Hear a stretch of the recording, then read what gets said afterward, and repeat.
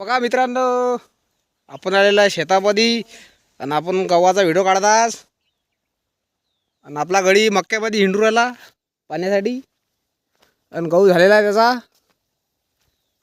पाहू शकता तुम्ही, पाणीगिरी बंद करून 10 दिवस झालेला आहे आणि बघा कसा भरटलेला आहे तो.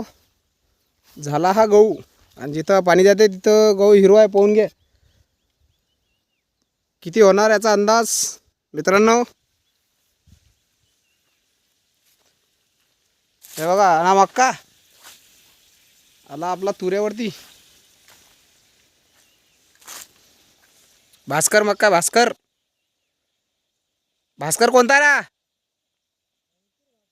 अंकुर भास्कर आहे मित्रांनो.